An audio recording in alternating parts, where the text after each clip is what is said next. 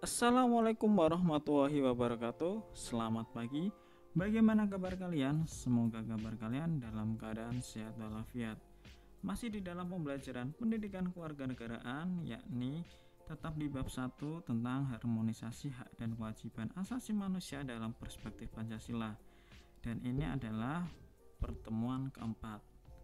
Di sini yang kita akan pelajari yakni kasus pelanggaran hak asasi manusia dan upaya penegakan hak asasi manusia. Kita langsung saja untuk pembahasan yang pertama. Kasus pelanggaran hak asasi manusia itu dibedakan menjadi dua, yaitu internal dan eksternal. Pengertian dari internal maupun eksternal, nah ini faktor internal yaitu dorongan untuk melakukan pelanggaran HAM yang berasal dari diri pelaku pelanggaran HAM.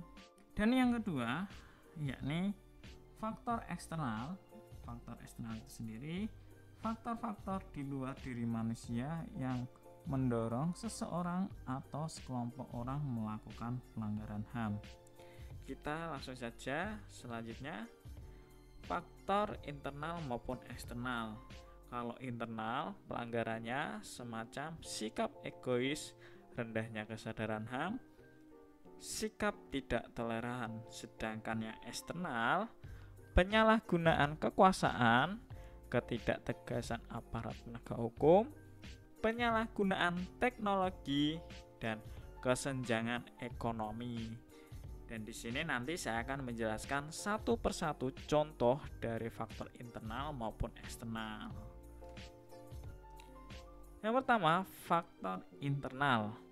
Faktor internal itu sendiri tadi ya udah menjadi tiga, yaitu sikap egois, yang kedua rendahnya kesadaran HAM, dan yang ketiga sikap tidak toleran. Kita mencoba dari yang pertama, sikap egois. Sikap egois atau terlalu mementingkan diri sendiri. Sikap ini akan menyebabkan seseorang untuk selalu menuntut haknya, sementara kewajibannya sering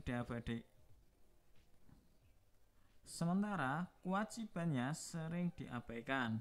Seseorang yang mempunyai sikap seperti ini akan menghalalkan segala cara agar supaya haknya dapat terpenuhi, meskipun caranya tersebut dapat melanggar hak orang lain.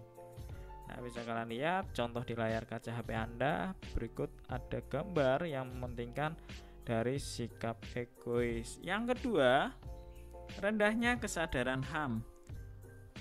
Hal ini akan menyebabkan pelaku pelanggaran HAM berbuat seenaknya. Pelaku tidak mau tahu bahwa orang lain pun mempunyai hak asasi yang harus dihormati. Sikap tidak mau tahu ini berakibat munculnya perilaku atau tindakan penyimpangan terhadap hak asasi manusia. Contoh di layar HP Anda itu jelas bahwa pembulian, banyak orang sekali tidak paham tentang sadarnya HAM. Perlu kalian ketahui, kalian kalau mungkin melihat orang, terus kalian mungkin katakanlah orang tersebut mempunyai kelebihan badan, dan Anda atau kalian memanggil orang tersebut dengan panggilan sebutan gendut, itu juga sama kalian melanggar hak asasi manusia. Bahwasanya kesadaran HAM itu sangat penting. Meskipun sepele, kalian memanggil gendut itu termasuk dalam pelanggaran HAM. Yang ketiga, sikap tidak toleran. Sikap ini menyebabkan munculnya saling tidak menghargai dan tidak menghormati atas kedudukan atau keberadaan orang lain. Sikap ini pada akhirnya akan mendorong orang untuk melakukan diskriminasi kepada orang lain. Nah, berikut ada sedikit contoh dengan visual gambar yang bisa kalian lihat. Kita lanjut, yang kedua, faktor eksternal. Faktor eksternal sendiri itu ada 4.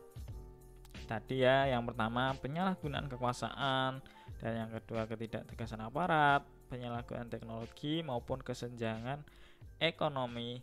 Dan kita akan membahas satu persatu tentang penyalahgunaan kekuasaan. Di dalam masyarakat terdapat berbagai macam kekuasaan. Ini tidak hanya menunjuk pada kekuasaan pemerintah, tetapi juga bentuk-bentuk kekuasaan lain. Salah satu contohnya adalah kekuasaan di dalam perusahaan.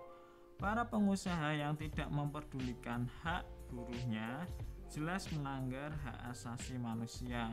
Oleh karena itu, setiap penyalahgunaan kekuasaan mendorong timbulnya pelanggaran HAM. Yang kedua, ketidaktegasan aparat penegak hukum. Aparat penegak hukum yang tidak bertindak tegas terhadap setiap pelanggaran HAM tentu saja akan mendorong timbulnya pelanggaran HAM lainnya. Penyelesaian kasus pelanggaran HAM yang tidak tuntas akan menjadi pemicu bagi munculnya kasus-kasus lain.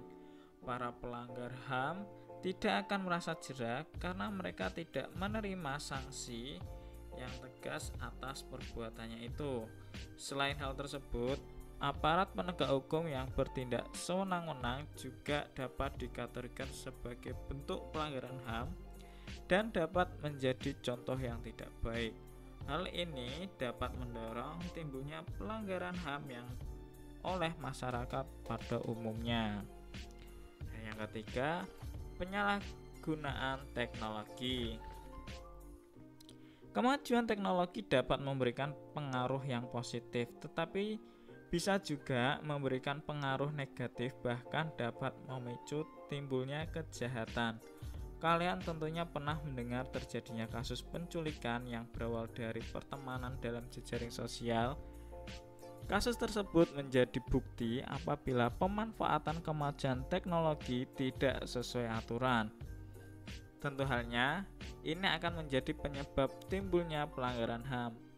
Selain itu, kemajuan teknologi dalam bidang produksi ternyata dapat menimbulkan dampak negatif. Misalnya, munculnya pencemaran teknologi yang bisa mengakibatkan terganggunya kesehatan manusia. Yang terakhir, kesenjangan ekonomi.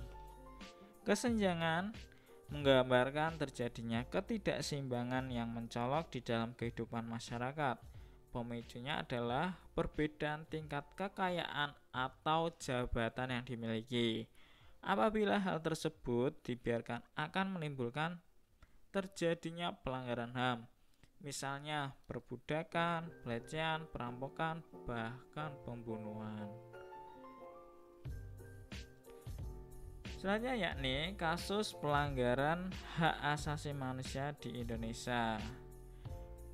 Salah satu contohnya bisa kalian lihat bahwa yang pertama kasus Trisakti 12 Mei 98, yakni penembakan mahasiswa Universitas Trisakti pada tanggal 12 Mei 1998. Dalam kasus ini, 5 orang tewas. Mahkamah militer yang menyidangkan kasus ini memvonis 2 terdakwa dengan hukuman 4 bulan penjara.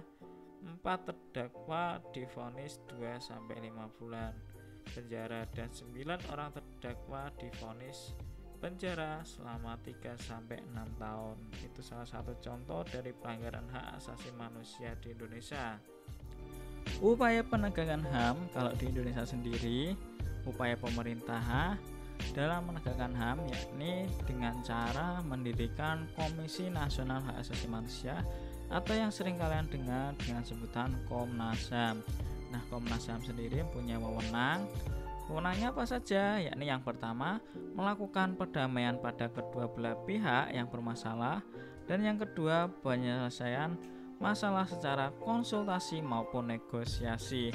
Yang ketiga, menyampaikan rekomendasi atas suatu kasus pelanggaran hak asasi manusia kepada pemerintah dan DPR untuk ditindaklanjuti. Yang keempat, memberi saran kepada pihak yang bermasalah untuk menyelesaikan sengketa di pengadilan. Jadi semua negara di Indonesia ataupun di dunia sepakat menyatakan penghormatan terhadap nilai-nilai hak asasi manusia yang universal melalui berbagai upaya penegakan hak asasi manusia. Cukup sekian dalam pertemuan minggu ini.